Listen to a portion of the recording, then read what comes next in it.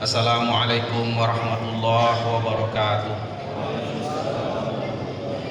Yang dimuliakan Bapak-bapak, para pengurus Masjid Besar Bukit Baruga yang berhadir pada malam hari ini yang saya sangat hormati, Bapak-bapak dan Ibu-ibu yang tidak saya sebut nama gelar dan jabatannya, saya sebut saja kaum muslimin dan muslimat, sidang jamaah sholat isya dan insya Allah sholat tarawih dan witir sebentar, yang juga saya sangat menghormati. Kita banyak bersyukur kepada Allah, dengan anugerahnya kita diberi kesehatan dan kekuatan sehingga pada malam hari ini kita berkunjung datang ke masjid yang kita cintai ini dalam rangka menunaikan kewajiban kita kepada Allah. Oleh sebab itu, selawat dan salam kita persembahkan ke hadapan ikutan kita Muhammad Rasulullah SAW yang telah mengeluarkan umatnya dari kegelapan kepada yang terang benderang. Sejalan dengan rasa syukur tersebut, saya pada kesempatan yang singkat ini saya akan berbicara. Kalau tadi itu mungkin tema nanti subuh itu ya, utama malam Lailatul Qadar. Tapi sekarang saya mau berbicara sedikit tentang zakat. Tadi saya mendapat WA, saya tidak tahu apa dari mahasiswa saya atau dari siapa.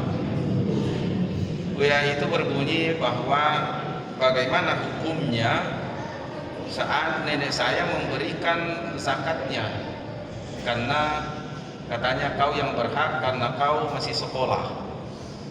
Seperti itu. Itu WA-nya itu.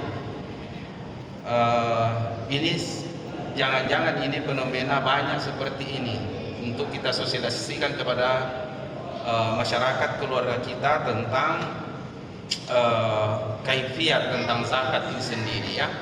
Zakat itu ada beberapa macam. Yang pertama, yang umumnya diketahui umat Islam itu adalah zakat fitrah, karena ramai-ramai kepada bulan Ramadan. Zakat fitrah ini itu paketnya Ramadan. Ya, apa maksudnya paketnya Ramadan? Kalau ada orang berpuasa lantas tidak mengeluarkan zakat, itu amalan puasanya itu tergantung, tidak sampai. Jadi dia satu paket. Nah, apa yang dizakatkan? Yang dizakati itu adalah jiwa yang sudah bersih. Makanya namanya zakat fitrah. Zakat bagi jiwa yang kita bersihkan selama Ramadan. Itulah sebabnya afdal zakat fitrah itu di akhir Ramadan. Ya, katakanlah setelah Lailatul Qadar dan seterusnya, itu di akhir Ramadan afdalnya membayar zakat fitrah itu, karena kita sudah hampir 1 bulan berusaha setiap hari membersihkan jiwa kita. Dari jiwa inilah sumbernya penyakit hati, dari nafsul lawamah dan nafsul amarah, itu yang mengganggu iman kita setiap hari, sehingga kita biasa teledor, tidak sengaja atau sengaja membicarakan keburukan orang dan seterusnya, semua muncul dari dalam. Fi qulubihim maradun fazadahumullahu marada.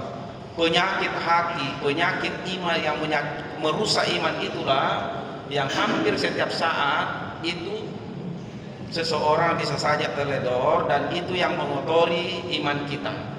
Bulan Ramadan ini dibuka pintu ampunan lebar-lebar untuk kita minta ampun. Manfaatkan dengan sebaik-baiknya bulan Ramadan ini. Yakinkan diri kita bahwa Ramadan ini adalah bulan di mana semua kekeliruan saya, yang baik yang disengaja maupun yang tidak disengaja, diampuni oleh Allah. Karena janji Tuhan begitu, bahwa bulan ini dibuka pintu ampunan itu.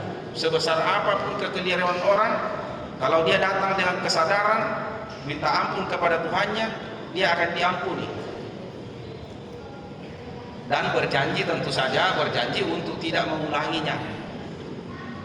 Ya, nah Setelah kita berhasil ya mempuasakan kehendak hawa nafsu kita, kemudian minta ampun kepada Allah daripada kekeliruan yang pernah kita lakukan, maka itulah yang akan membersihkan jiwa kita.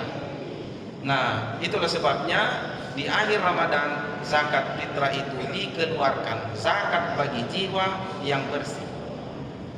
Sebaliknya ada orang yang tidak puasa bulan Ramadan tapi dia tidak puasa, mentang-mentang banyak hartanya, orang membayar zakat ya, dia mau membayar lebih dari orang lain, dia bayar zakat seperti itu. Pertanyaannya, apa yang mau disakati? Orang tidak puasa, tidak apa yang mau disakati, namanya zakat fitrah. Kalau dia keluarkan zakat, ya mungkin namanya zakat kotor, karena dia tetap kotor, dia belum diampuni, dia belum mempuasakan hawa nafsunya selama 1 bulan. Ya, itulah sehingga saya mengatakan zakat fitrah ini adalah paketnya Ramadan. Itu dikeluarkan dalam bulan Ramadan. Ya.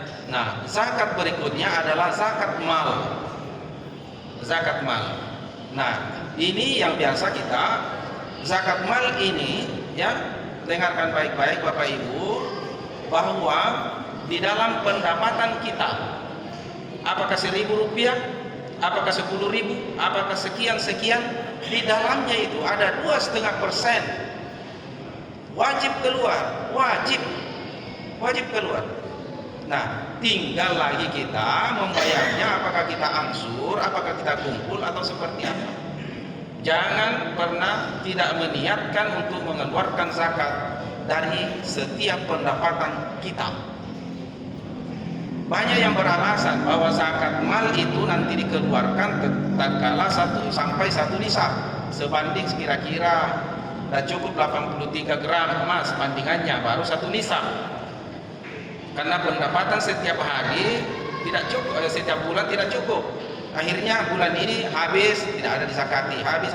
Tapi kalau dihitung dalam 1 tahun, berapa nisab yang kita habiskan pendapatan kita? Kalau mau 1 tahun kita bayar, asal kita catat seluruh pendapatan yang masuk ya, sampai 1 tahun, mampukah kita tahun itu?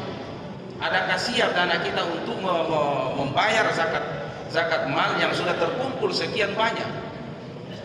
Itulah sebabnya harus mau per bulan boleh, mau per tribulan boleh mengeluarkan. Yang penting kita catat 2,5% dari setiap penghasilan kita, berapapun jumlahnya, wajib dikeluarkan.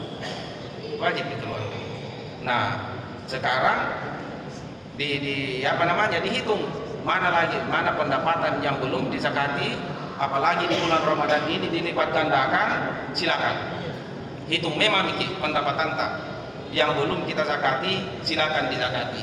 Yang beli rumah baru, yang beli mobil baru, di sana semua dizakati dengan harga yang ada, dizakat, dikeluarkan zakatnya. Zakat berikutnya ada zakat emas. Kalau emas itu hanya dibayar per tahun, dikeluarkan per tahun zakatnya ya, zakatnya itu dihitung 2,5% dari harga emas itu. Ada warga Makassar yang pernah menyuruh, berapa kira-kira zakatnya ini emas yang saya simpan. Setelah ditaksir, dihitung-hitung, itu zakatnya saja itu lebih 600 juta. Banyak itu. Dia warisan, dia punya warisan dalam bentuk macam-macam emas itu banyak sekali. Akhirnya dia cicil, dia jual, lalu dia zakati. Bapak Ibu yang dimuliakan Allah. Nah, ini yang saya ingin katakan, saya ingatkan, kapan dia berfungsi sebagai zakat fitrah, zakat mal, atau zakat emas? Ada kaifiatnya, ada prosedurnya. Apa prosedurnya? Zakat yang menggugurkan kewajiban kita itu adalah yang melalui ijab kabul. Ijab kabul itu serah terima. Itulah sebabnya harus ada amil. Yang di dalam pembagian itu dia punya bagian, satu bagian, ya. Harus ada amil, serah terima. Ya. Nah, dizakati itu dikeluarkan 2,5%. Zakat fitrah sesuai dengan yang kita makan, yang kita sepakati, yang kita keluar, tapi harus melalui ijab kabul, ada amil. Ya, ada amil. yang menyerahkan zakat disunatkan bermuka manis sebagai lambang keikhlasan. Bukan main kalau ratusan juta dikeluarkan untuk zakat. Disunatkan bermuka manis. Ya. Yang menerima wajib mendoakan. Itu ayat yang dibacakan kita tadi. Pak Iman, ya, supaya dapat membersihkan diri kita. Zakat sebagai pembersih betul-betul berfungsi melalui ijab kabul. Yang menyerahkan, menyebutkan, misalnya kalau di bahasa Indonesia kan, ini zakat fitrah saya atas nama saya, istri saya, anak saya, disebut namanya. Masing-masing sekian tahun yang diwajibkan Allah tahun ini, ya, diserahkan, saya serahkan kepada Bapak Ustaz, sebutkan namanya untuk diteruskan kepada ahlinya atau yang mewakilinya. Yang menerima, kalau tadi yang menyerahkan itu disunatkan bermuka manis, maka yang menerima, yang mengijab kabul tadi, amil tadi, wajib mendoakan. Doakan orang yang menyerahkan zakat itu. Ajarakallah, saya terima zakat fitrah untuk saya teruskan kepada ahlinya atau yang mewakilinya dengan ucapan ajarakallah bima ataita. Allah membalas apa yang engkau berikan. Ajarakallah bima ataita wa baraka bima kaita, dan memberkati. Kita mau makan harta yang diberkahi, kita mau ada yang diberkahi, itu melalui zakat. Wa barakallahu bima kaita wa ja'ala lahu laka tahuran, menjadikan kau pembersih. Wasa apa lagi jaminannya? Wassalamat dunya wassalamat akhirah. Itu yang akan menjaga, menyelamatkan kita, menyelamatkan harta kita, membuat kita selamat dunia dan akhirat. Itu sebabnya. Maka Bapak Ibu yang dimuliakan Allah, masih banyak ulama sekarang yang tidak itu ditransfer itu, yang transfer. Kenapa? ATM tidak bisa mendoakan itu, ya, kecuali dicabut, ditarik, lalu diakad namanya, diserah terimakan kepada amil siapa yang kita percayakan. Maka yang ditunjuk untuk menjadi amil zakat itu harus orang yang kita tuakan, ya, yang tahu tentang prosedur zakat ini, supaya kewajiban kita itu gugur sebagai salah satu rukun Islam. Bayangkan tadi seperti hanya diberikan cucunya, tidak melalui prosedur. Kemudian ada yang memberikan zakat zakat mal, kayak katakan ada uang dari kantor, tiba-tiba ada hadiah 1 juta rupiah, 25.000 zakatnya. Lewat di jalanan ada orang meminta-minta, keluarkan 50.000, niatkan untuk zakat. Jatuhkah menggugurkan kewajiban? Tidak. Dia sedekah biasa, tetap ada amalnya, tapi dia tidak menggugurkan kewajiban itu karena tidak melalui prosedur yang diatur oleh agama Islam seperti itu. Lebih 50.000 padahal yang wajib kita keluarkan itu adalah 25.000, ya.